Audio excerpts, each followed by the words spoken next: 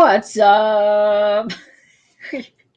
Back here for another episode of Kicking It with Kpop, and I'm pretty sure everyone is extremely exhausted to see me this week because I've streamed every day, far too much.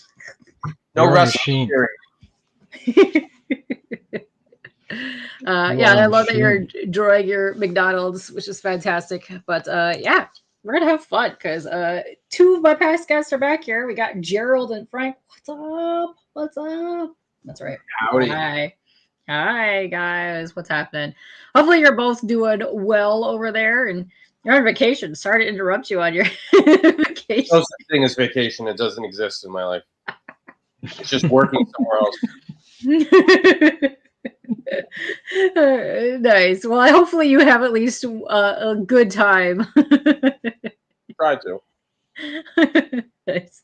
Yeah, we're just getting started. So we're gonna be getting way more people popping in here, which is fun. And I'm very excited to get to talk to you about this because this is the first book that you're working on together when you're the new imprint for Third Contact Comics. Let's go. It's amazing. Let's do it. It's exciting. Yes. We got some people popping in chat. We can say hey to the peeps popping in chat. 8:55 a.m. GTK Comics. You are ready for this stream, sir. Let's go. Here is the link right here. I have pinned it on top as well, so you guys can be clicking that throughout the whole entire stream.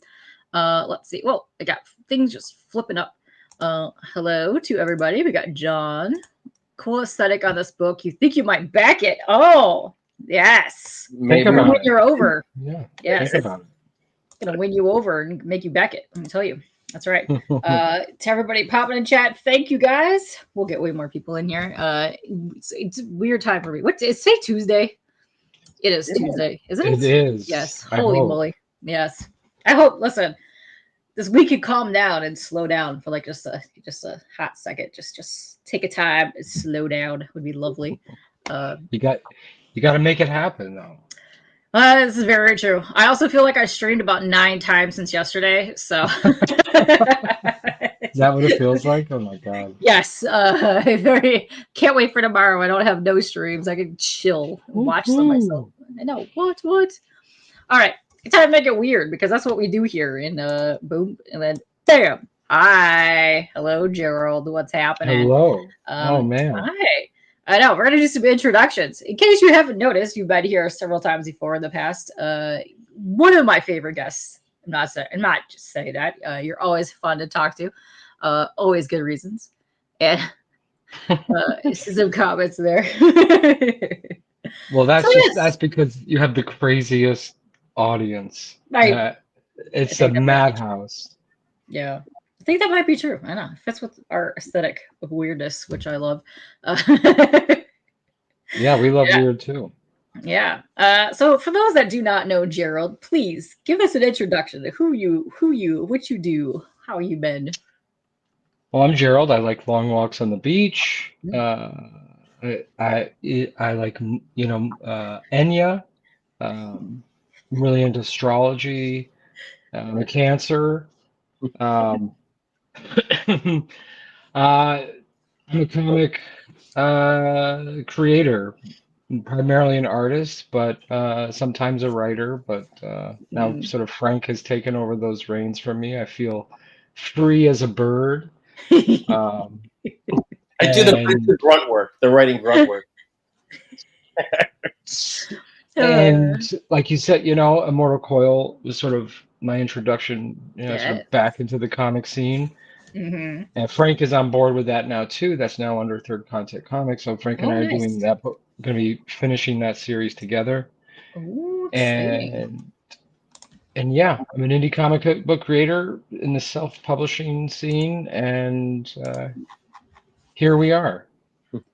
Very nice, very exciting. Yes, and I can't wait to talk to you more about Third Contact because you guys just kind of started that together, and all your stuff is going to be under that imprint, which is lovely. So congrats on that. It's exciting. Yeah, thank you.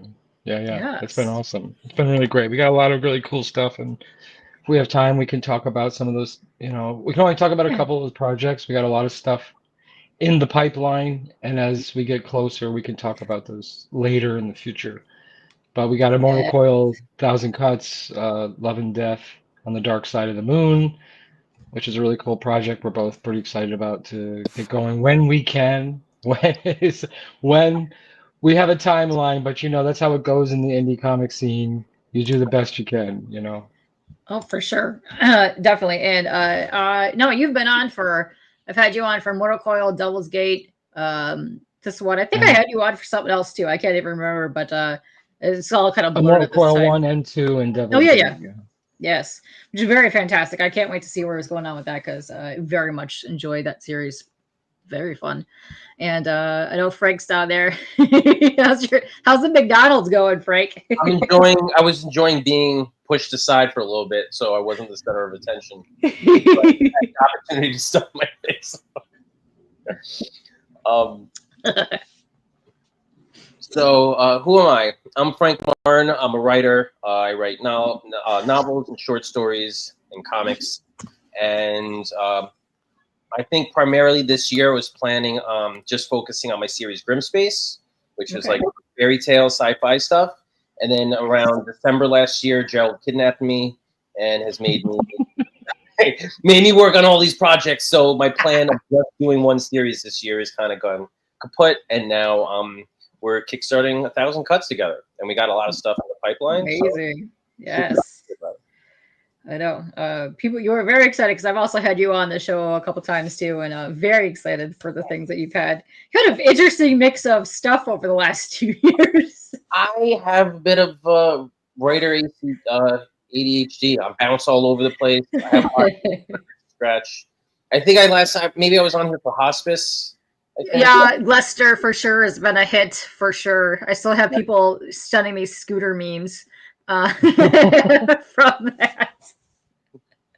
And then it was another Kickstarter campaign. I can remember the campaign page, not remember the name. Fourth Wall, maybe? Oh, the Fourth Wallflower. That was yeah. The Fourth Wallflower, yeah. I don't think I came on for this one, but I remember when I brought it up to you, you were you were in love with the fart bomb. Oh, yeah, you can't forget the fart bomb. Come on. And I know you brought the fart bomb with you because you're on vacation with the family. So our 5-hour car ride with the family and the fart bomb is not a fun time. Hopefully his powers have increased. No. You know what? My daughter is actually giving him a run for his money. So she's like, he said this needs to be about me. And I'm like, okay. Oh, that's adorable. I love that you have kids with aspirations. I know. How are you? Well, someone named Stinky said, send me the link, of course. Yes. Noelle, this is not an open stream. The only time I do open streams is when I do Hangouts. These interviews are invites to the creators only. But yes, feel free to hang in the chat and chill. Yes. Here, I'll make it less weird. There we go. Boom. I can make you even tinier if you want to go back to your fries. That's good. I think I've satiated the hunger for a little bit. All right. Perfect. That's great. Let me post this over here into the Twitter sphere so that everybody can go and click on your link to your campaign here. Oh, come on. One of these days, it would be amazing, and StreamYard will let me do that from here. That'd be amazing. And just so, people who are saying, they're thinking about backing, this is a short campaign, and not sure if it's like a strategy going forward, but for this one in particular, I feel like everything about this book, even though Frank and I have been working on it for months, it was sort of like a last minute to really get it up on Kickstarter. It started out as just a story snippets. We talked about it being a Kickstarter, a pitch, all kinds of stuff, and then it just sort of. But Frank is a maniac. He can't stop writing.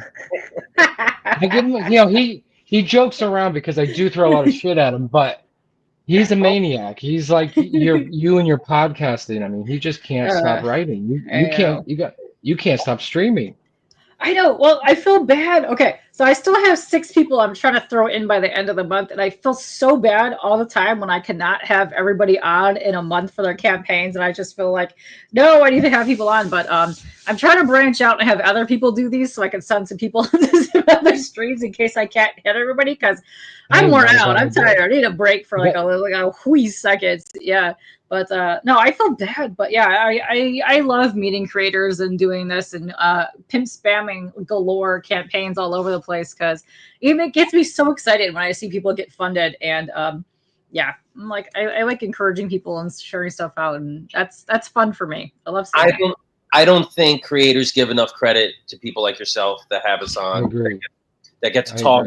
I think there are way too many creators that are not gracious guests. So thank you for doing stuff like this and supporting us and allowing us to preach the gospel. I was going to say the same thing as Frank. You know, I feel like it's like when you're making a book, it's a collaborative creative team, and then when you're done making the book, it's still a collaborative, you know, project that's ongoing. And you know, people like you and Chris at Longbox Punk, you know, you know, Fueled by Weird. There's a couple of, you know, great people who are, you know, really out there, and I think become as much a part of the process, you know, the fun, the joy of comic books.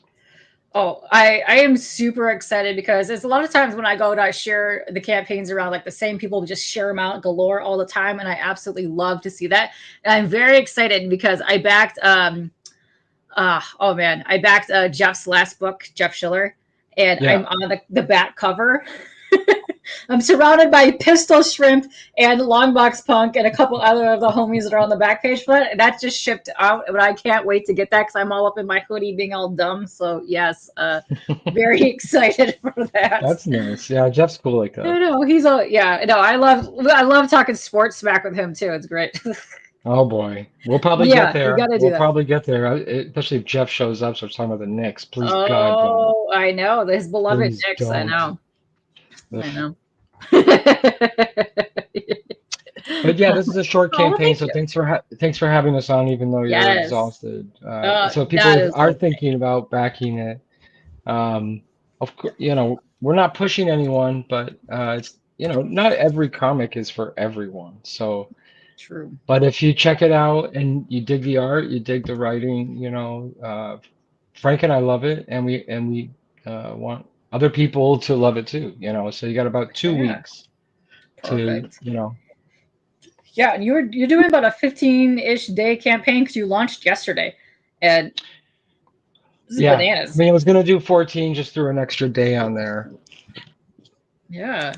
Let me go to your campaign page. So I can go over this and go check this out, because I'm very excited about this. I want to learn more about it, and I will eventually play your trailer, but I have to unplug and all that fun stuff because I don't know what's wrong with this laptop. No, there we go. Boom, there we go. First of all, the visuals are stunning, very awesome, very cool. What am I doing? Click. There you go.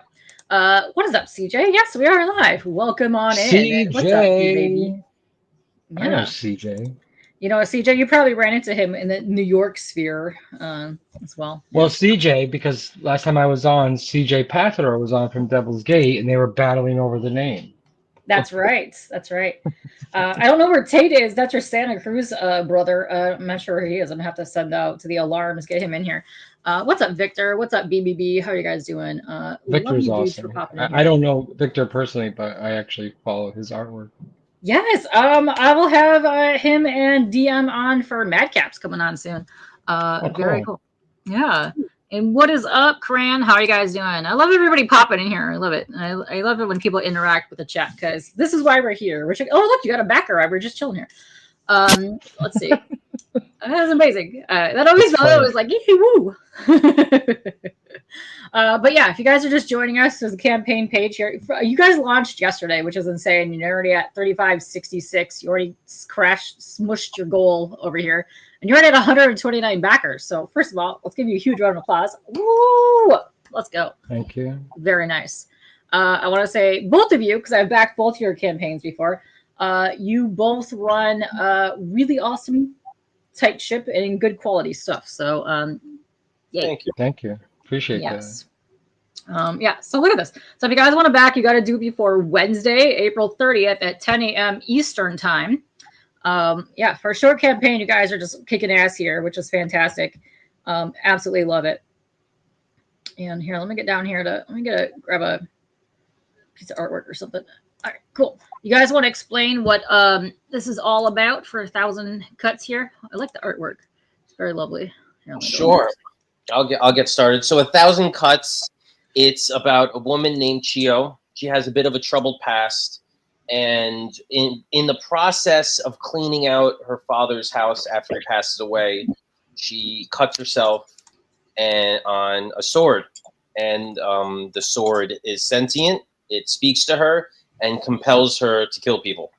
Whoa! All right, now we're so talking. right from the gate, it happens immediately. It happens right away. So right from the get-go, we kind of set the tone for this fast-paced, blood-soaked, adrenaline-fueled action thriller that's going to have a lot of blood, a lot of dismemberment, a lot of bodies, and a lot of fun, hopefully. Yes. Yes, very much. Yes to all of that. Gotta love a good sword wielding babe. Very much love all of that. Got a question from Henry in here. Where'd it go? How long till you guys figure you'll go to print? Hoping by August it's going to be at the printer. August, at the latest. Nice. And this is a planned 4-issue series, so we hopefully don't have a very long production, because obviously we want to keep the momentum going. This is a fast-paced thriller, and we hope that the production and campaigns and the whole process is going to be fast-paced to kind of keep up with it. Oh, I love it. So you have, Frank was talking about sort of like the kind of beginning of the story, but it does open up, because we talked about a lot of stuff when we were doing this. We have, and we were talking, and Frank and I were doing a live stream yesterday, just us two. Yeah. Just to do like a launch day thing. This page you have open up right now is what we're calling a flash forward. So we had a lot of flashback ideas, and not that they were bad. It just was, it wasn't that they were, and they may come back in the future. But as Frank was saying, and as we were developing the story, it became clear that if we go back, you kind of stop the pace, because the idea I presented to Frank was Frank's a sentient sword. There's this girl from a Japanese family. She cuts herself. Now she's got 24 hours to kill or be killed. What do you think? Whoa. And and so here we are talking about it on a podcast. So this page right here is sort of a flash forward of like kind of what's to come. So because I really wanted to open up visually what to expect, because we do have to give, it's a first issue, so there is some exposition, but it is not it's not an exposition heavy book. Yeah, there's no demon possessions or anything like that. The sword is sentient, and it curses her to thirst for blood, or she's gonna die if she doesn't find someone to kill. Yeah, when Gerald was talking about exposition, and that's mainly because we obviously want you to care about her, right? We don't want to have some nameless, faceless figure that goes around killing people, or else she dies. We wanted somebody with weight to it, that has emotion that you feel for, that is in this terrible position that you actually root for. It's like, what would you do if you were in this position? Like, she could either just give into the sword and allow herself to perish, or is she going to fight? Is she going to find a way to fulfill her obligation, even though it's terrible and awful? And so we do have moments where we throw out dialogue to try to flesh her out, no pun intended, and allow the people that she killed to have to explain the relationship. So there's it's not just wanton murder. There's actual kind of connection between the relationships. But for the most part, yeah, once we hit the ground running, and it's just slice and dice and blood and slice and dice and blood and dice everywhere and everywhere. It's like if I spit on your grave and Kill Bill kind of mashed together with a little more heart. A little more heart, a little bit more heart. That's I spit on your grave. Nice. I got a lot of people in here complimenting the art as well. And yes, Henry is saying that is a quick turnaround. Yes, for August. And Crime wants to know, is she killing good guys or bad guys? But I mean, I'm not telling you. Oh, we can honestly expect to stay question. I know Cranberry is like, Can you just tell me what it is? You know, sure. Here's the whole first issue. Give us your email. We'll send you the script. All right. The answer is yes. The answer is just yes. Oh, yes. The bloodlust is strong with that one. What's up, John? Yes. What's up, John? Yeah. So it's a little action and dismemberment between friends. Exactly. Yeah. And then Crane does like the art. Nice. Way to go. Yes, it is part of the mystery. Yes. Well, it is part of it. You're going to find out really in the first issue, you know, a lot. You're going to find out it's only 4 issues. It's you know, it's in the preview pages too. You could see. I think her first kill is on the preview. That's right on the Kickstarter. It is. We don't waste any time on the last page of the preview. You find out who she kills first. Ooh, oh, good. We're gonna look at way more of these pages in a hot second. Yes, it's part of the mystery, but yeah, I like that you're getting right to the slicing and the dicing, just right all up in here. Sheldon, the sword turns the bearer into a vampire. I mean that we can answer. I will say no. Okay. That's not what this is. The only supernatural element of the story is the sword itself. I think that's fair to say. And yeah, other than that, it's pretty grounded. And as far as violence goes, yes, right. And I think Frank answered it really well before. It's not that the sword turns you into something supernatural. She's still just this recovering addict person with this past, and in the first 5 pages, she does something. You know, this really unbelievable, awful thing has just happened. Where's that going to go from here? I think. I mean, maybe the vampire question came from.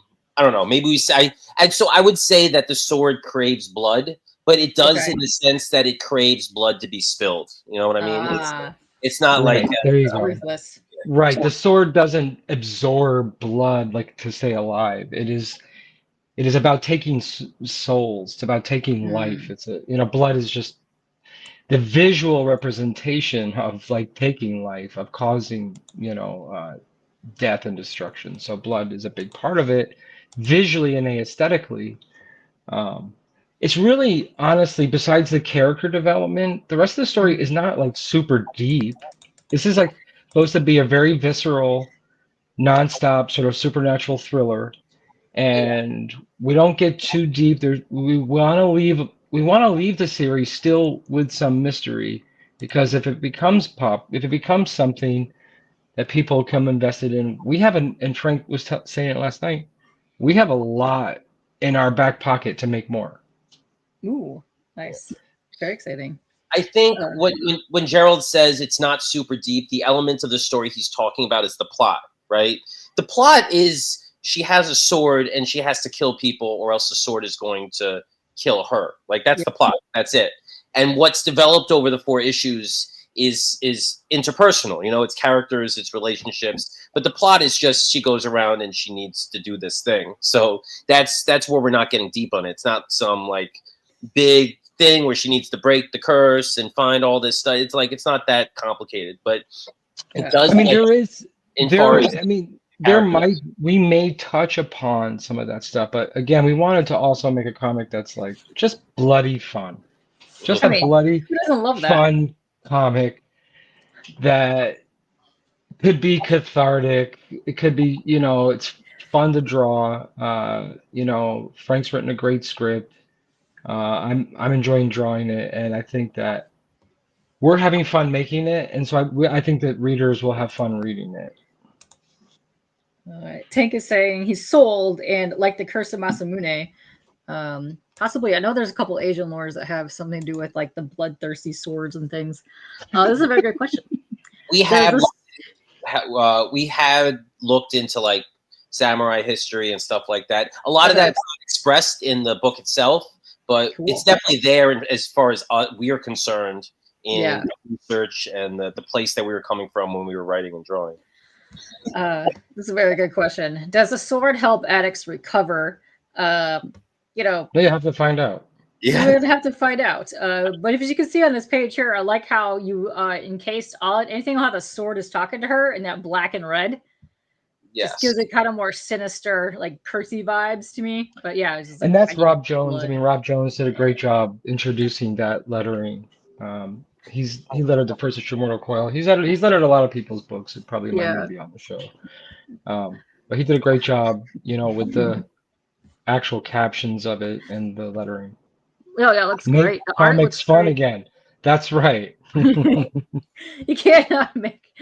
Yeah, listen, that sounds like a whole lot of fun to me. And listen, I love a good comic. That's one of my favorite things I think about campaigns and Kickstarter, crowdfunding, whatever, is you get way more of like the horror stuff, the weird things, and all that kind of stuff. That's kind of like my weird go-to is like that realm of books, and I'm so happy that these platforms exist because otherwise I would have never found out about half this stuff. But this to me is what my bread and butter of comics. This is what I love to read. So I've already backed this already because it looks amazing to me.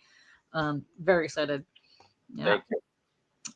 Sheldon wants to know if you came in a little bit late. He wants to know how many do you have planned for the series? 4 issues for now, and we'll see how it goes. It's a 4-issue series, and then, as we just said before, and Frank and I have talked about before, we could probably just do this book for years if we wanted. But this is 4 issues, and we want to keep it moving super fast. We don't want it to stop. There's got to be a pacing in it. The stakes are high. It's her life, her soul, and we don't want to stop. We don't want it to stop and say, okay, let's explain who this is. Let's sit down and talk. No, it's just going to keep moving. People are going to get stabbed, you know. Amazing. And we'll see what happens. Gerald was talking. We talked about this earlier, and I was thinking a lot of my favorite series that have long runs that are like 40 issues, 50 issues. They introduce elements in those first 2 arcs that they might not even explain or touch upon until some of the deeper stuff. So in writing this script, we thought about a lot of the backstory as far as Chio, as far as the sword. And even though it's not in this first arc, it's still there in the back of our heads. And we would love to expand this and draw it out and eventually focus on that on an issue or 2. So yeah, we would love to see support for the series and to keep it going forever. I love making endings that are definitive endings, but they leave the crack in the door, you know? So there's always, with everything I do, there's always a way to try to keep it going if the demand is there. I mean, I have ideas for a second story arc I haven't told Frank about. Oh, dang. Let's go. I love this. And Sheldon out here, and I love how Tank is saying Sheldon is with the important questions. Sheldon wants to know, last question, what's the boob situation on this? I don't think you're not going to see full-on boobs, but you might get like flash of some nips, some side boob action. All right. You know. All right, that's up to Gerald. If you see a boob, it's because he decided to put one in the artwork while he was doing the script. I did not write nip slip in the script, so it would be all. It's true. That's awesome. Oh, Henry just back cover B. Way to go, Henry. Listen, I think you guys have I think that's my favorite one. I think that's the goal. That's the goal, right? That's the regular gold one, and that was actually not supposed to be a cover. It just I was listening to some rockabilly, and I was inspired to draw that. Nice. That seems to be a trend with you. You send me all the time. You're like, I just made this. I don't know what it's for, but it could be a cover. It could be a pinup. I might just put it on my wall. But dude, okay. That's awesome. And I rarely color, and I did color that one. Nice. Hang on 1 second. We got Graphic Vandalism has popped in here. If you don't know them, they also have a really good channel as well. They do interviews and stuff too. Way to go, guys! And he also back to cover B. Thank you so very much. Nice. Thank you very much. And Sheldon says, all right, you're sold. Sheldon, you ask away whatever you want. You ask away whatever you want. I might not answer every single one, but I would it's still. Also true. There's nothing makes me happier than denying answering questions. But see, I need Frank in more ways than you know, and because I would probably tell everybody everything, and Frank is really good at just like, I'm gonna just tell you enough. I love. Thanks, Frank. I'm a bit like, I don't even like watching movie trailers. I love when people go into things completely blind and then they experience it for the first time. So I as a writer, that's how I would want people to experience my stories. Not not knowing a single thing and then just allowing it to flow over time. You know, the story and details and all that stuff. Nice. Very cool. Oh, Tank, before he leaves, he had a question. Things need to die for the plot to unfold, and the plot is fraught with developments from personal to world. Question? I'm not sure what the question is. I don't know either. We need to get Grammarly on these comments so I can Tank, maybe. help me out here. Hey, Glitch. I don't know. I need to see it again in order to decipher it. It feels like a escape room riddle or something. Well, this sounds like, okay, if I could fracture this into the thing, I think there's a lot of character development that's happening that also probably impacting, because you said she was an addict as well, but it's probably also kind of probably driving her more because she's got that cursed demon sword in her head all day long yelling at her. And that's something that will flesh out more. I mean, I think Frank agrees that with Chio especially, she's our main character, and we've put a lot of thought into her character. We have, whether we get in too deep into it, she's like a real person, I think, to us. I mean, we created her, we know her backstory, we know her family. There's probably some pieces that could be filled in, and some will be, but if we tell you too much, again, that's like, I mean, I'll say this about her. We've said that she's a recovering addict, and that's a tough position to be in, right? You're dealing with a lot. It's on a day-to-day basis, and then she's thrown into this situation where a sword is compelling her to kill. So it's like she's already pushed to the edge, and she's hanging on by a thread. And then this is on top of that, just makes things so much more difficult. So, and as you see in those first few pages, I mean, she's there with her sister. It's pretty clear that their father just died. He's a mysterious figure that we might find out more about. Why does he have this damn sword? That might be like the one question we do maybe answer. Not so much the origins of the sword, because then that just ruins the fun.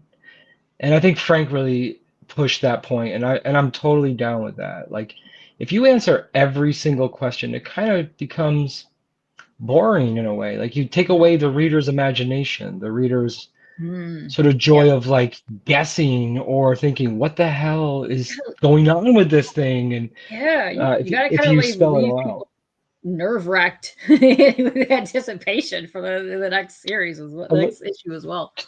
Yeah. A line I think about all the time from Scream is when Skeet Ulrich at the end, he's talking about, she's asking him why he did it, right? Mm-hmm. And he says, did they ever find out why Norman Bates dresses up as his mother, or Hannibal Lecter likes to eat people? Sometimes it's scarier just not knowing. So, here's the thing. They did, Frank. They did that in that Hannibal Rising movie. We're not gonna talk about that, okay? I know, because it ruined it for me. Didn't it ruin it? Bring up cheap Silence of the Lambs prequels. At least not. I feel that prequel was absolutely ruined the whole story for me, because I never really wanted to know. Like, it was a movie that was made that didn't need to be made. Yeah. He was like, he sometimes people like chicken or they like pork. You know, he's a human thigh guy. So one of the things that I think, Frank and I talked about is, sure, there's like sort of like I'm not sure what the word is. Like, we are trying to make comics fun, but there is the fact that they're at their father's funeral. She cuts herself on this sword on on the first page. We don't think much of it until that fifth page when her sister becomes the first victim, and we're not hiding that fact that her first kill is her sister, because you can read it right on our campaign page. And she's there to make amends for her past behavior. So the tragedy of not only this curse by the sword, but that the first life she takes is the person that she's there to make amends to. And that has to be setting her down a spiral even more, especially they just lost her dad. Now she's losing her sister. She's now cursed by the sword. Plus, she's still dealing with being an addict and recovering from that. So, yeah, she's got this opens up a lot of different things that you could do for this character along this journey. Just being in her head in this turmoil of this thing. But yeah, I don't think so. Yeah. Sheldon wants to know, what was she addicted to? If you want to get into that. We don't. We don't. Don't. Okay, that's fine. We don't, because actually that's something that Frank and I Frank and I will agree eventually. And we agree on 99% of everything. So until we agree 100%, then you're not going to know. Well, you know what it is? Perfect. We're tightening everything up as we're working on it, right? So this is a constant process. Everything is being worked on. We're crossing every T, we're dotting every I. So yeah, even as the artwork's coming in and the script is being changed, it's like making a film. You know, when you're shooting a movie, things can constantly change at a moment's notice. So we're constantly trying to make the story as tight as it could possibly be. Okay. And it is a true collaboration. So nobody, like Frank and I are doing this together. This is our first book together. But well, Frank did come out in the second half of Immortal Coil #2. But it was, so go to the beginning. Very first thing. What was the very first thing? Swamp Thing. We did a 4-page Swamp Thing fan fiction. And if anybody wants to see it, we can share with you. So if any fans of Katie for being here on our show tonight, we could share with you some fan fiction. Oh, I do love me a good fan fiction. And Swamp Thing? It's a black and white. Frank wrote it, lettered it, and I did the art. 4 pages, but Frank did more in 4 pages than some people do in 20. Ooh. That's hopefully big burden. It's true, and that was a big inspiration when I was coming up with this story, to peg Frank. Frank showed a little interest, but I really wanted him on board. I kept it cool. I played my cool like the first date, I'm like, yeah, that's cool. If you want to talk about it. And I'm like, come on, I hope this fucker gets on board. Yeah, but it's cool. If you don't want to do it, you don't have to do it. Like, passive aggressive. Gerald totally slow played me because he started with one, and I have this other idea that I want to run by you, and then it turned into I have these other 8 ideas that I want to run by you. But it works because Frank loves to write. He's an addict of writing, and that works. It works. You know what it is? I like coming up with my own stories, but when Gerald pitches me an idea, it's all over the place. So it's a lot of fun figuring out the puzzle of the idea that he has, and I put all the pieces together, and then he'll be like, all right, that's 60% of the way there. I'm like, that's better than 0. So we got 40% of the way to go. And it's a constant refinement of these ideas that he has in his head. And it's been a lot of fun putting them together and seeing what comes out. And they become definitely ours. 1,000 Cuts. This is like, we did a couple things, and this is like our first like sort of baby, and then we gave it a name, Third Contact Comics, because we really do have, we have Immortal Coil, we have 1,000 Cuts, and then we have Love and Death on the Dark Side of the Moon, which is going to be an original graphic novel that we're going to be working on as soon as we can. It's not going to be floppies. It's going to be like a 100-page graphic novel. It's like Frank calls it a sci-fi fairy tale with a dark nature. I throw in with a dark nature because don't expect butterflies and happy endings. It's a beautiful story, and Frank really helped flesh that out. And I'm going to really enjoy doing the art on that. That's another book coming out, and we have a couple projects we can't discuss right now. Okay. We got Immortal Coil we're finishing and 1,000 Cuts, so we're pretty busy for a while. Oh, I'm excited to hear that because I seriously have loved everything that you guys have done. And there's a couple comments in here. I'll get to them. But yes, where'd it go? Oh my gosh, I have too many things about that. John is also saying he's looking forward to Immortal Coil 2. Myself as well. Very exciting. And just so you guys know, if anybody has been a backer of Immortal Coil #2, it is at the printers. It's been at the printers since the beginning of April. Nice. There's been like a bunch of snafus backed up here, backed up there, some traveling, some family stuff. So it's a month behind, but it has been at the printers for a couple of weeks. I have been informed. Should be arriving by the end of the month, and then everything's ready to fulfill. And it'll take like 2 days to fulfill. Awesome. Actually, Travis Gibb with Coins of Judas, Cthulhu series, he's going to be actually doing the fulfillment for Mortal Coil number 2 because I will be in Italy. So because you're stateside right now, and then you're heading back to Italy again. Yeah, next month. Yeah. Oh, okay. Nice. And I'll be finishing Devil's Gate this month and Thousand Cuts. Nice. Yeah, no, we know Travis Gibb. He's been here a bunch of times, but you also did all the hospice with Travis. Yeah, I did. And I'm working on. We're actually planning a season 2 of a new round of books, so that should be fun. Perfect. I'm gonna have to tell Callie that because he is obsessed with Lester. I'm so glad Frank's here because he know I'm itching, but it's okay. I'll shut up. I want to talk. I'm so bad. I'm a terrible businessman. I was like, here's everything. This is what we're doing. Right. No, you gotta get us excited. But no, I'm very excited for this too. I love the artwork that I'm seeing so far. And it looks very a lot of people are saying that they're very much loving the tax high comics. Oh, I love that now. Yeah. Very interesting question. Are they all part of a shared universe, or is that something they're gonna have to find out later on? Yes. I think those kinds of stories are cool later on. I'm not sure if you try to do everything in a shared universe and if it's like a big plan. I feel like that's too much because then you're thinking about a larger story when you've got to tell personal stories. And if they do end up connecting, it should be somewhat organic. It should be like fun. If there's any connection, you're not going to see it in these first round of story arcs. Oh. Yeah, there might be. Well, I'm a big fan of Easter eggs.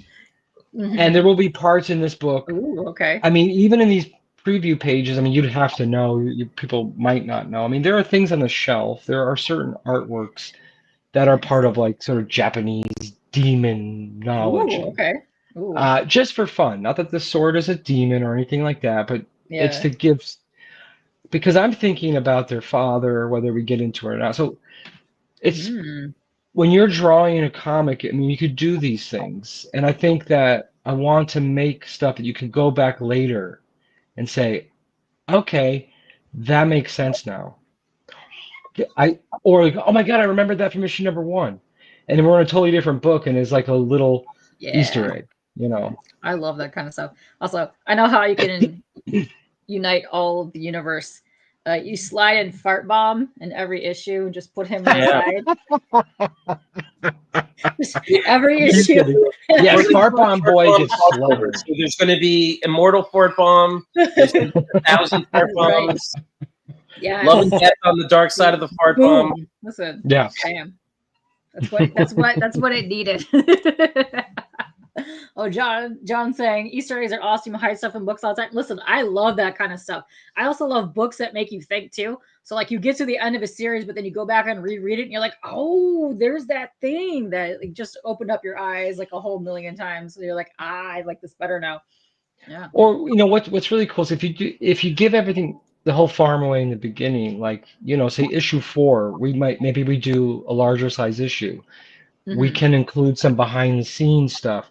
And with commentary and say, so you see this in issue 4, pick up issue 1, page 10, panel 4. Now, they tie into, they tie in together. Just stuff like that. You can have fun later on, especially for backers and supporters who've been there, all along. Well, it's very exciting. I do really love your character designs in this, and I'm loving the use of the colors on here as well. I love like the tattoos, but they're like in that pinkish purplish style that I've seen so far. It looks kind of like pops it more, which I really, really enjoy. I think that's really cool. Well, this is Lorenzo Scottamella. He's one of the artists that I've used previously. He's done a lot of work for me, and he was just I knew when we were writing this together, Frank and I knew Lorenzo was going to be the one to color it. The colors he did on the main cover, too, are all very awesome, too. He did a fabulous job on the main cover. Very nice. And then this is the page that we were talking about here. Just so much emotion is going in here. And she's like finally giving in to the sword. And then bam. Oh, my gosh. Terrible. Terrible. Awfulness. And that's all Frank right there. I mean, I think I had a note. It was like, we need something absolutely awful. And Frank goes, done. He always does that to me. I'll give him a note and go, hey, remember that GIMP scene from Pulp Fiction? He's like, you had me at GIMP. Done. You know. I like putting your puzzle pieces together. It's just fun. And he sends it back to me, and I'm like, oh my God. Frank can sometimes go places I just can't. I don't know. Like I'm like, that's too fucked up. But then I can blame Frank for it. That's Frank's fault. Listen, I after looking at Hospice with Lester, nothing is gonna phase me anymore. You're gonna have to go deep into your weirdness, Frank, for the next couple issues. Let me see where I'm going with it. That was definitely me being gratuitous with my horror. This 1,000 Cuts is that it's more, the horror is more focused, you know. It's yeah. It's sword that just chops everything up. Right. It's not totally gratuitous. There's a means to an end, you know, or it's almost necessary to a point. It's exaggerated, of course. It's a comic book. It's not a slice of life book. This is fiction. Yeah. And it's a wonderful medium to just go nuts and get your dark nature out. You know what? I would definitely not just, even though there's a lot of violence in here, I wouldn't describe it as gratuitous either, because it's focused. You know, every kill she does is towards this means of survival. So it's yeah, exactly. I want you to see the video, Katie, because yes. This is my favorite video that I've made. Okay. And let's I think it's a lot of fun. All right. Hold on, let me prep the video for a hot second, because we all know it has to happen here. I have to unplug this stupid thing. Oh yeah. All right. Can you guys still hear me? Yes, no, maybe. Yes, we can. Perfect. Yes, we can. You're all hear yourself for like a hot second. This is great. Let me just do this for a second. All right, let's watch this video, because I watched this earlier and I really liked it. So nice music choice, by the way.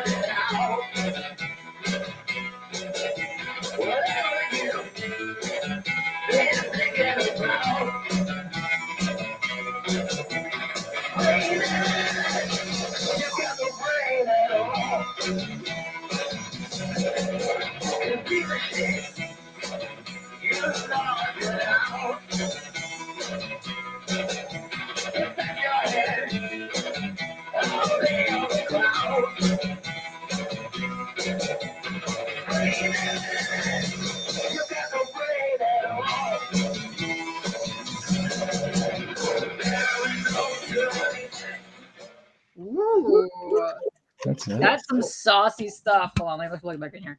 Also, that was edited by Devin. I met Devin at Motor City last year. Oh, cool. Devin Arscott? Yeah. Nice. Very cool, dude. Nice. I love that trailer, and I love that you added little bits of animation.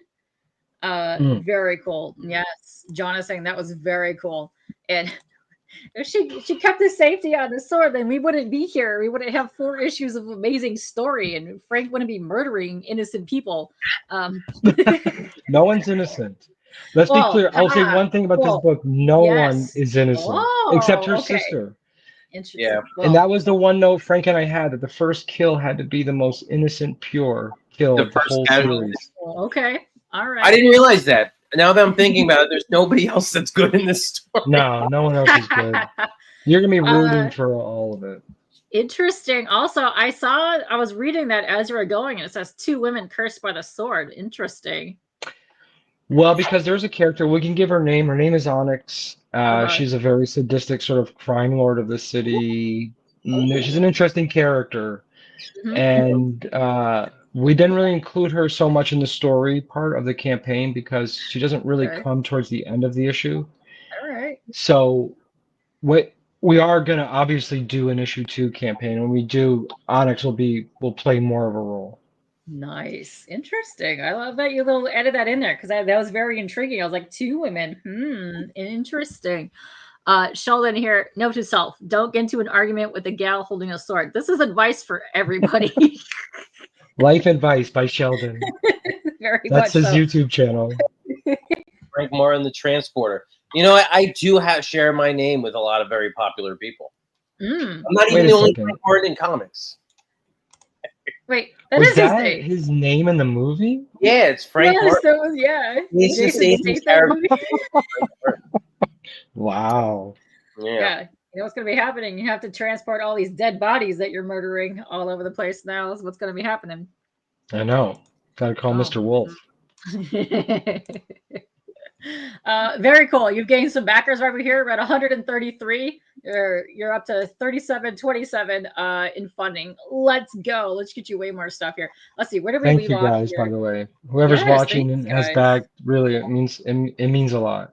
Yeah, it means a lot. See. And yeah, go for it. And it drives us to really make this book like the absolute best it can be, because we don't take backers for granted. Frank's been doing Kickstarter for a while.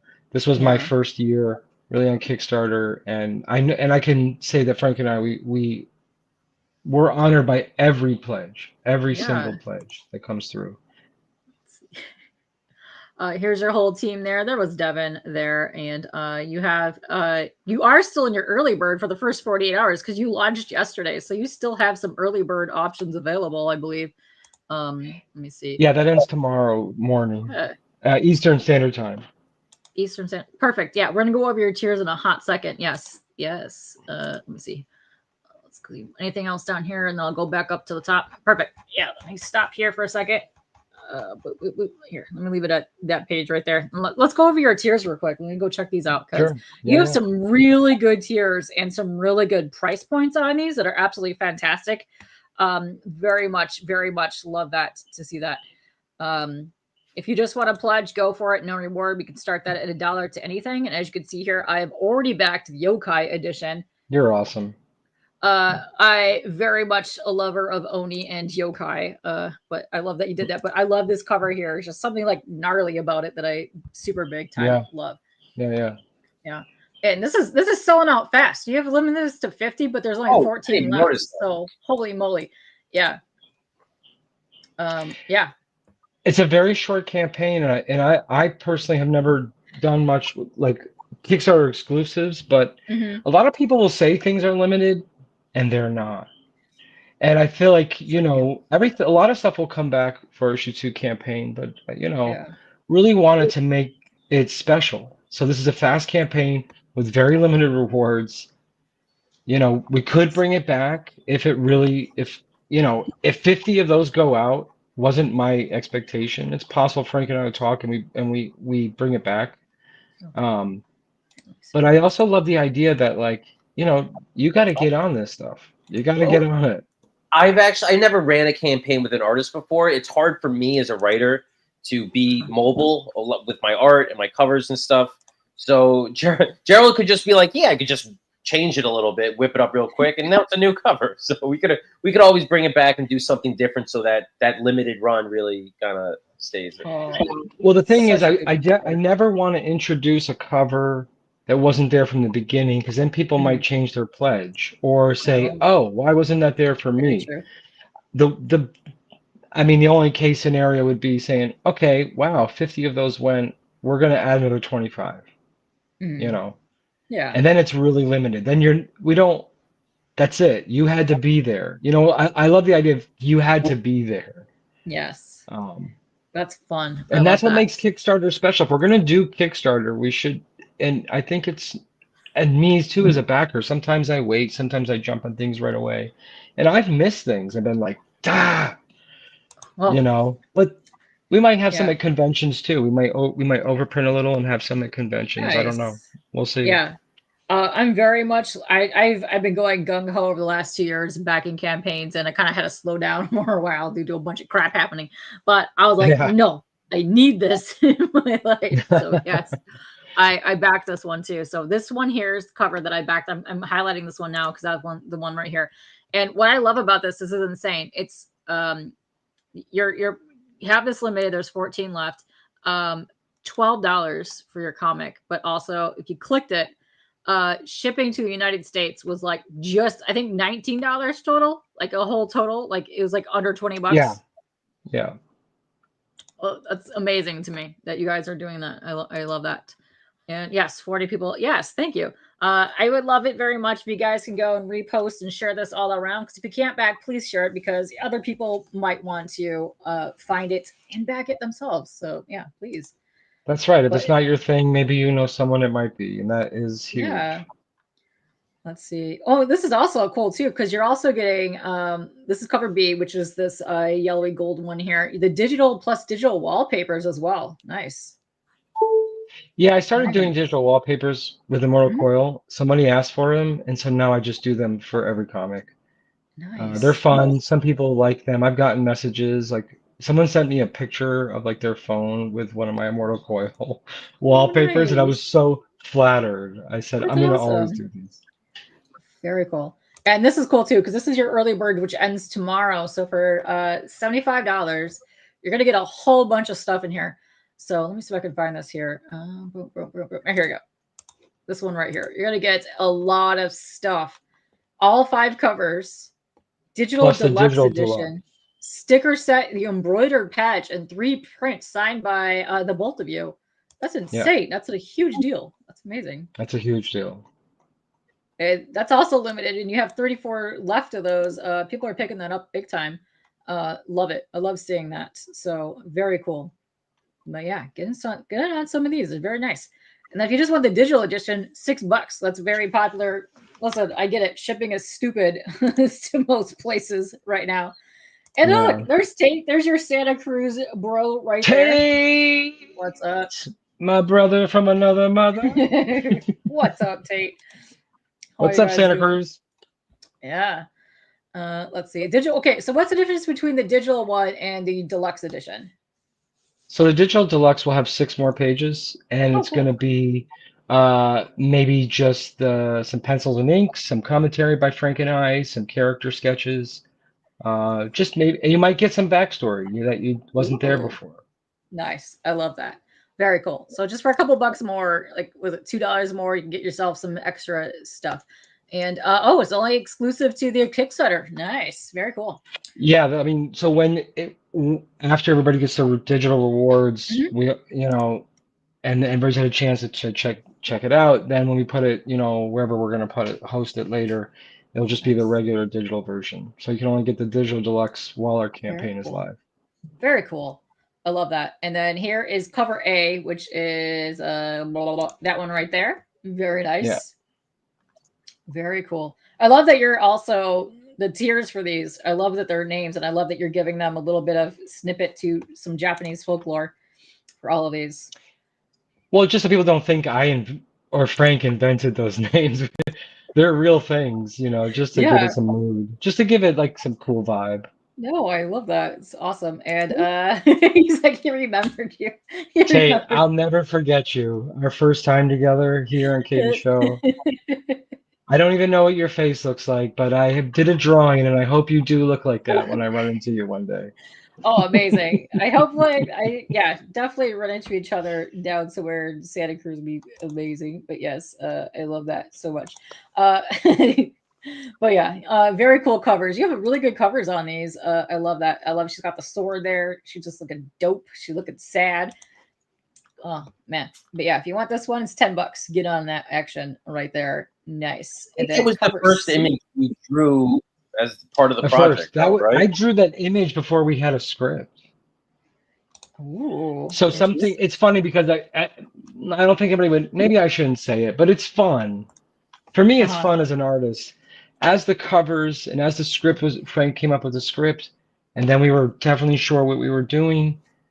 Why I think I even did the gold cover was because I had a much clearer idea now what Chio looks like. Her tattoos are consistent where her piercings are. I'm not sure we're going to see her in jeans and a cutoff sort of rocker tee, which I love. But I've kind of fallen in love with what she's wearing in the preview pages. And she may not change because why? She's got to run. She has time to take a shower and change her clothes. I was thinking about this going, no, she's got to wear the same outfit the whole series. And it's going to probably, then you might see some boob because it's going to be like cut to ribbons. Oh, yeah. Nice. Very so, Katie, nice. we were talking about the other antagonist. That's her in the background. That's okay. For the Mazoku edition. So she is on the cover. She does play a big role in the end of this first issue, but as the series goes on, she will have a bigger role. Nice. No car wash scene of the Daisy Dukes. No, sorry. Listen, when you run around on a murder spree due to bloodlust, you need to skank it up when you're hobo chic mode and just roll with it. That's what happens. That's what happens. Well, I think I love this. Yeah. Now, here's the thing, and let's first just to say as an artist, and maybe people who don't care, but I do care. These things matter to me. She's wearing her version of a funeral dress. Yeah, and Frank and I did talk about it, what she was wearing. Let me see. Her sister's wearing a formal funeral, like Japanese funeral attire, but she's wearing her own version that she probably handmade because she's a punk, and so I just love this idea that this is part of her iconic sort of symbolism throughout the series, that she's been wearing this funeral dress the whole time. Wow. So whose funeral is it really? I mean, these are things I just think about, when I'm drawing. Well, apparently it's everyone's funeral. Yeah. Oh my God, Frank, Katie just came up with a tagline. It's everyone's funeral. 1,000 cuts. That is brilliant. We're going to need a bigger coffin. Yeah. Listen, this guy Sheldon needs his own cover. I think I'm going to have to make Sheldon a Daisy Duke sexy spicy cover. You're going to have to do it for Sheldon. I know. You're going to have to do it. Blood-soaked 69 Chevy Camaro with her bent over washing it. I'm down. I'll do it.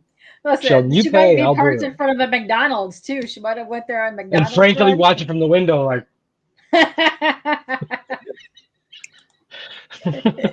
Yeah. Yes. Okay. Yes. That's called gritty, and it's called character development. Oh, you sold him. He said, "I'll buy that." Well, Frank, here we go. There it is. It's all you, man. Spicy covers. Spicy covers. Yes. So if you want this cover here, which is cover C, $15. Nice. You have 50 left out of those. It's very limited as well. No backers on that one. But here's why. I think people do like this cover, but we're also in a time where people are trying to be economical while backing something they like. So Frank said it's his favorite cover, the one before it, the gold cover. I think that's just speaking to more people artistically, aesthetically. So we'll see how this does. This actually was a cover. This is an alternative, an exclusive for Alternaverse, which is a comic shop in Hudson Valley, New York. Yeah. And so I'm printing them for them anyway. So I figure I might offer it. It's going to be a print too, as well. So when you do get those collector's kits, or they're available as add-ons, all the covers are available as signed prints. Nice. I love the colors on this. This would look really cool, like on a matte. The suede matte kind of covers that they have in there. But it's also interesting because you have a lot of limited covers. So if people run out of those ones, they might come flock to this one. But you also have it down where you can get, like up here, the multi-cover tiers as well. So people are picking those up as well. So they might just get if no one backs it, I mean, we can also lower the price down to 12. If 12 is the sweet spot for people, if 12 is keeping it under 20, because listen, this is the time we live in now. Things are more expensive. Things are a little crazy. And the fact that we're still backing this quickly is, for me, is like I was told, don't launch Immortal Coil #2 during a president election. I did it anyway. It did better than the first one.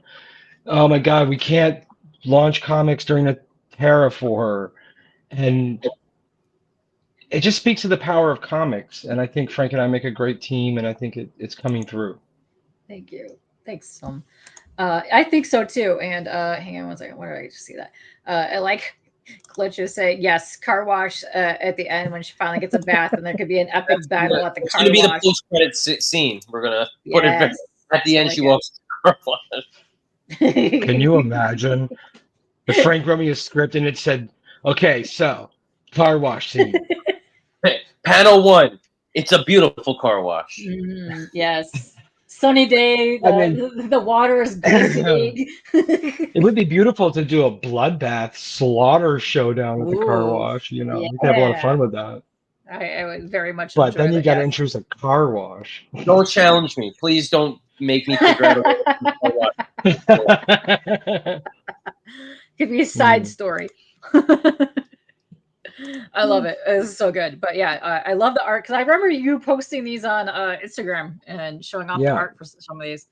And you're doing a hollow foil too. So for the original cover, for cover A, right here, you're also doing a hollow foil one too. Woo! A virgin variant of hollow foil, yeah. So we took the dressing off, so you could really get the effect of the watercolors that Lorenzo did on that cover. That's gorgeous, and that's $25 there. And you're down to 25 of those too, so you got 21 left of those. Nice. Well, probably less because what Kickstarter doesn't show you is the add-ons, just the reward tier. Yeah, well, add-ons plus whatever ones combine a bunch of things too. Yeah. Nice. This is sick. This would be absolutely I almost backed this one. I was like, I keep price points down. But the gold medal one, holy moly. I'm a huge fan of metal covers, and that's gonna look absolutely sick just with the gold that's on there. Oh man. Yeah, I think so, yeah.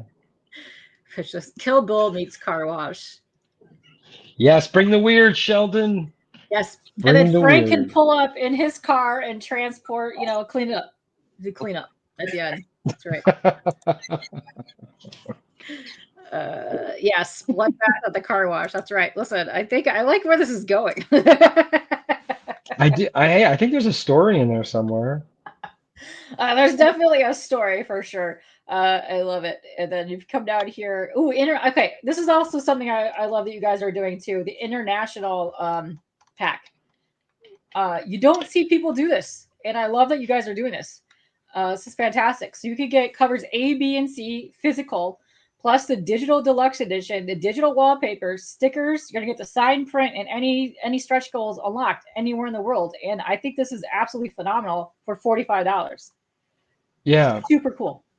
It's just too high. This was a decision I made by committee of one. I did not ask for him on this one, but you didn't have to divulge that. There was no reason. I know. I just busting on Frank.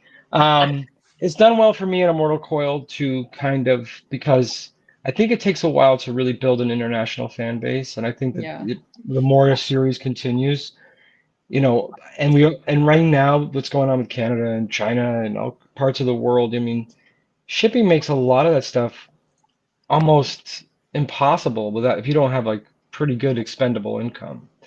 So I was like, well, let's create a tier that the shipping's going to be like $30, but going to pack as much into that box as makes it worth your while if you're from another country. Yeah, it does. And I didn't ask you this, but how many pages is how many pages is it for the issue? 24, right, Frank? 24. I think the script is 26. Ooh, okay. Yeah. So it's going to be 20. Yeah, $45. That's a good deal. And plus, you're getting all that little extra stuff: stickers, sign prints. You're getting some wallpapers and some cool stuff in there. That's awesome. I love that you guys are doing that for the international people. Cool deal. And then $80, which is this is the same one as the early bird special? No, the early bird is the first collector's kit here. So all covers, just the covers. There's no, just the covers. Okay. Nice. So that early bird special is why it's really worth it, because then when the early bird special is over, that collector's kit will go up $10.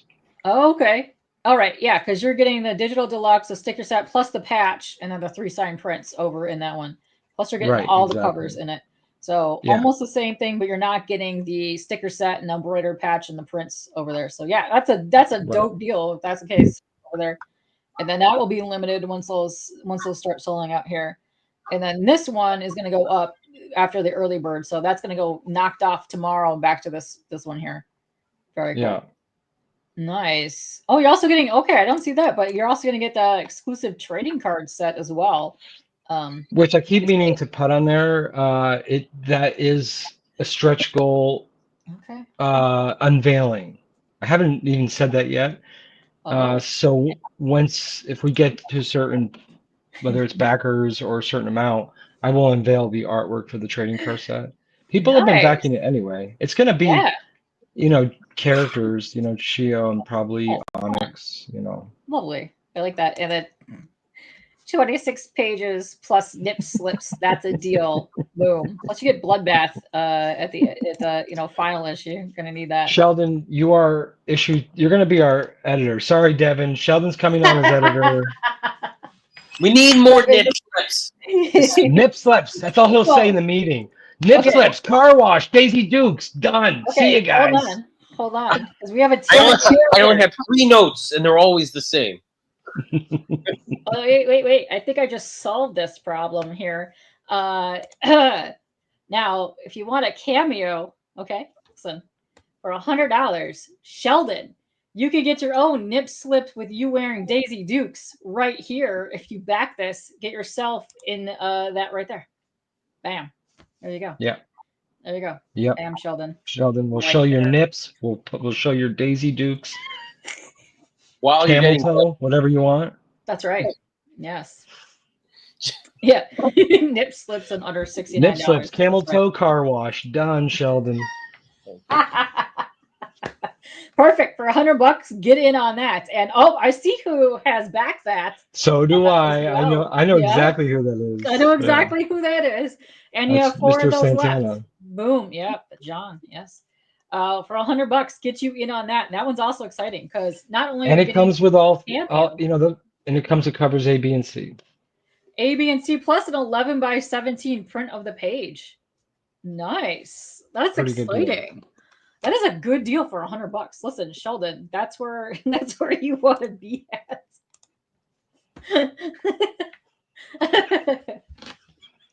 Perfect. That's exactly what they need to be pushed.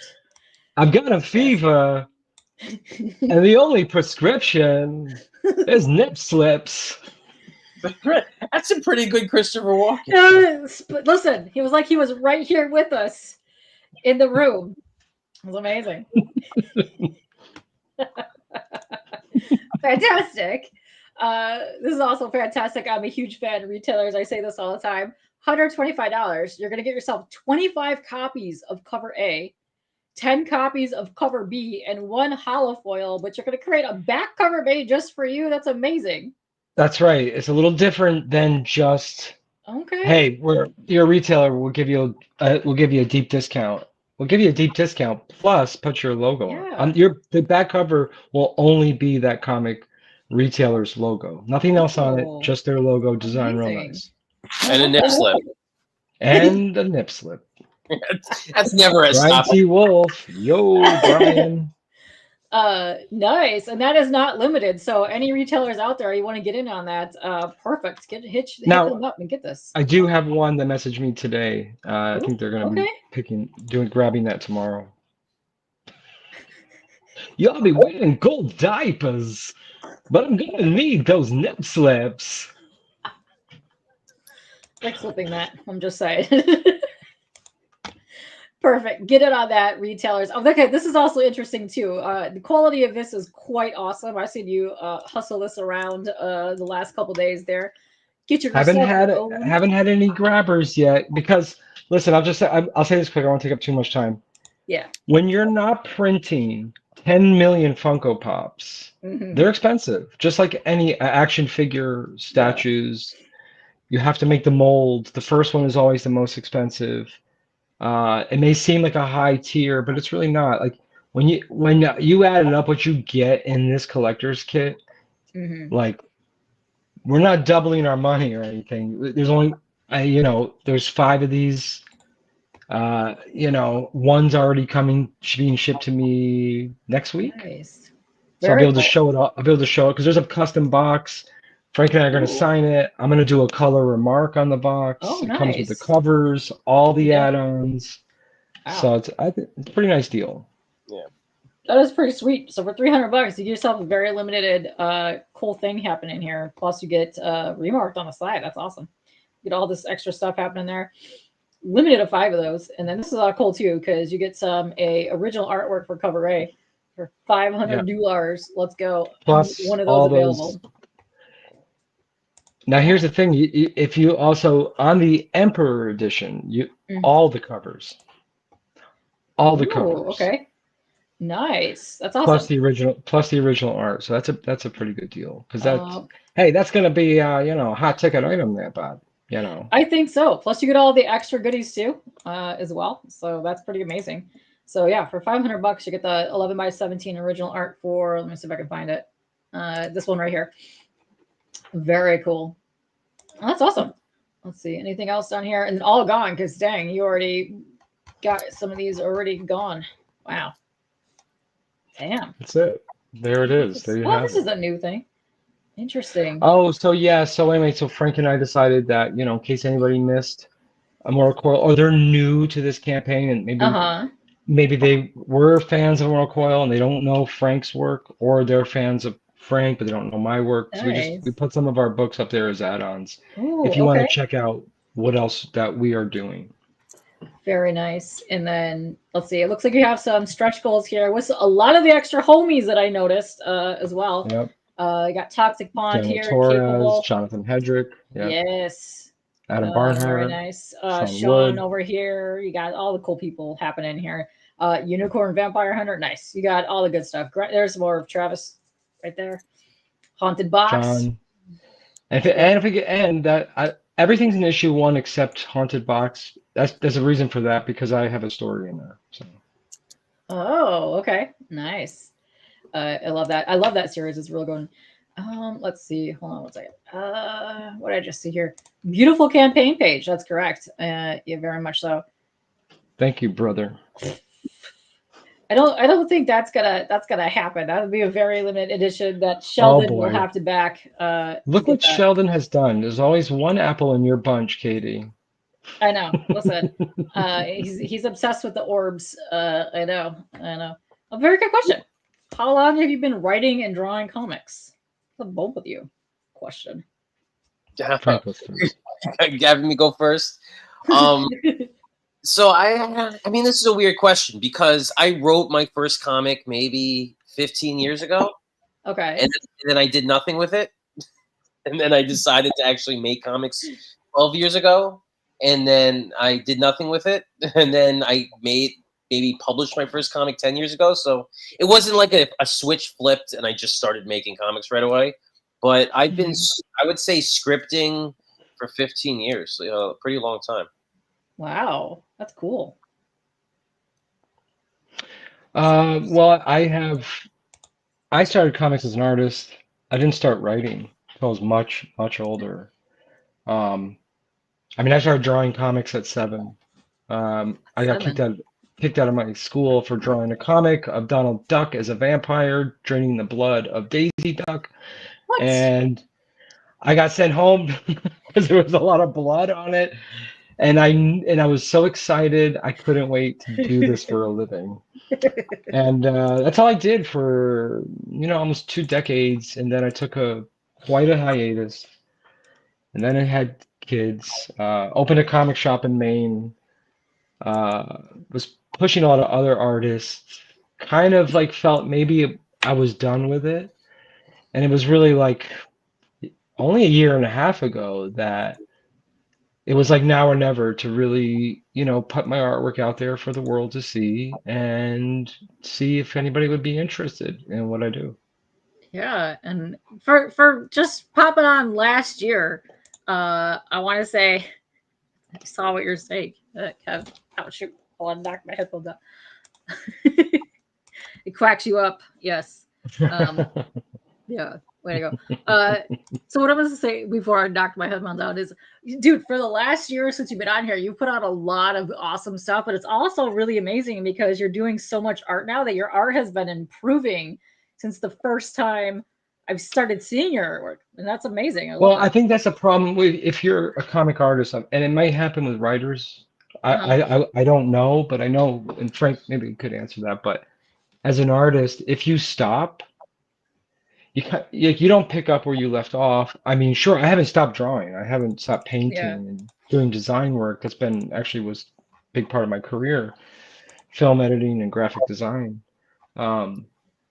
But when you're really in it, when you're drawing comics specifically, because it is a very specific medium, it's not just like any other art. You can't just draw static images. It's storytelling.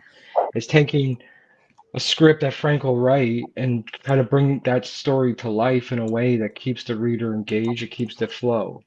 That even if Frank just only wrote a description with no word balloons, you know, the artist has to make that panel tell the story. Mm-hmm. So I feel like, you know, this being like, you know, this fourth or fifth book that I'm like been drawing, yeah, I mean, I can feel it. I can feel it, you know, like, and yeah, so I don't plan on stopping anytime soon. Amazing. I love that, because that's the one thing that I think I regret the most out of life is I stopped art a whole bunch of times, but I just want to I'm getting back to it. And I encourage more people to stick with their art and go for it, because it's so fascinating to see people that I've known a long time, just like doodling, are now branching off and doing their own comic books. And that is so exciting for me to see. And I wish more people would just go for it. Trust me. You are your biggest critic yourself, but trust me, someone out there, just keep doing it, because it took me forever to get into the philosophy that just because you fucked up the first time, it doesn't mean it's going to be fucked up the next time. So just keep at it. Keep doing it. Well, Frank is the perfect collaborator for me because, you know, as I think artists are more, what's the word? Sensitive. Yeah. You know? And so I'll be like, Frank, what do you think about this? And I just picture Frank going, eating French fry. Yeah, that's awesome.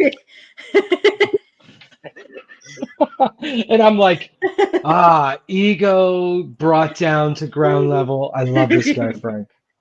You gotta keep moving. You know, you can't get stuck on one thing for too long. Keeping it fresh. That's right. Frank keeps it real. Frank is real New Always. York, and we're both from, Always. you know, New York, and so Frank keeps it real for me, and it's refreshing. Yes. Yes. I know, this is exciting. If you don't know, since the last time you were here, Tate was part of a campaign and had his first cover and interior artwork on the Shift project with CJ, by the way. Wait, so yeah. CJ Hudson? No, CJ that was in the chat earlier, the one that you guys were talking about. Yeah, they did a whole campaign. Yeah. How do we see it?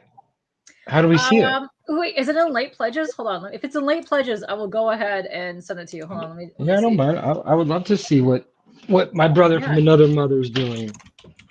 Yeah. I knew you would be quite intrigued by this. Let's see. Boop, boop, boop, boop. And I believe it is shipping sometime in May as well. But where is this thingy? I backed it. You think this would be easier to find? Hold on a second. Let me go here. Oh my goodness, come on. Yes, enter password. Where are you? There we go. There we go. Here, let me see if I can go to here. Is it late? No, it's not in late pledges, but I believe you can still get a hold of people to do it. But yes, it was very much cool. Let me see. Wait, no. Move tab. Gotta love technology. There we go. Let's see. Oh, you're gonna send a link, Gerald? Nice. It's at the printer's hands now. Amazing. All right. Yeah, I'd love to see it. Yeah, I'll link you to after this. I'll show you what's going on in here. Well, it's a very good question, Brian. But why are they so handsome and charismatic? Who? Frank is, yeah. I'm like someone's grandpa. This is me. I have no idea what I'm doing. What? Let me show this shirt. Yeah, work. That checks out. Yes. Yeah. Nice. No, that's okay, Tate. We've been talking for almost an hour and a half, and we're gonna get out of here pretty soon, anyways, because I'm starving. Yeah, Kay's got to be hungry. She's been doing this for 364 days straight. She's going to be in the Guinness Book of World Records. Mm-hmm. I know. I think you are on episode 161 right now. Wow. I don't know. But I've lost track of all these things. It's insane. But I don't know. Thank you both for coming out here. Thank you to everybody who has backed hung with us in the chat. Please go share this around. It looks absolutely dope and amazing. Before we get out of here, do any of you two have any other cons, appearances, or anything that you want to talk about? Well, together this weekend. Ooh, Saturday. Nice. Saturday in Boston. Saturday in Boston. Oh, okay. What con is Wicked that? Con. Wicked Con? Okay, nice. I have people Yeah. over in that area. It's free admission, and we will be there talking to people. Perfect. Spouting our wares. Amazing. Here, I'm going to also drop this right here because you just started Third Contact Comics right here, and you can go sign up for their Substack as well. And then if you want to follow Gerald, here's Gerald's link. Ploppity plop right there. Yeah, it's very exciting. And then if you want to follow Frank, go follow the Frank. Copy. Bam. Boom. Look at this. Clicky clack. Boom. Plops. There you go. We're gonna get out of here, but yeah, thanks for everybody. This has been amazing. Katie, thank you. I know that you are tired and you slave away at being so awesome for us creators. So really, on behalf of all of us, thank you for what you do. Really, definitely. Thank you. It's very appreciated. You guys are welcome on here anytime. Anytime, I have fun talking. And whenever I'm thinking of podcasts, I mean, even for this campaign, I mean, I just reached out to you and Chris because I would rather hang with people that I really like than just jumping on shows and pimping out a book. Yeah, you can find it. I'd rather hang out with like you and Chris and people that it's just fun to talk to and good energy. Listen, I tell people this all the time. It's not a pro stream. We hang out here. We talk about food, nip slips, dumb stuff. That's not me. I enjoy the haters. I feed off the negativity. Yes, he does. He does. Hey, Sarah. Oh, you're always here too late. That's okay. Listen, I stream every day. You can find me. Not tomorrow, right? Tomorrow. Not tomorrow. Is rest day. Taking a rest day. Yes, but I'm usually here. You guys can find me all over the place. But yeah, we're gonna get out of here. And you know what that means. I don't have an outro, so you best be ready to dance. I know Frank is probably too full to dance and or move from eating his McDonald's, but Go Devils. Go Devils. Oh, go Jersey. Yeah. Let's go. Suck it, Jeff.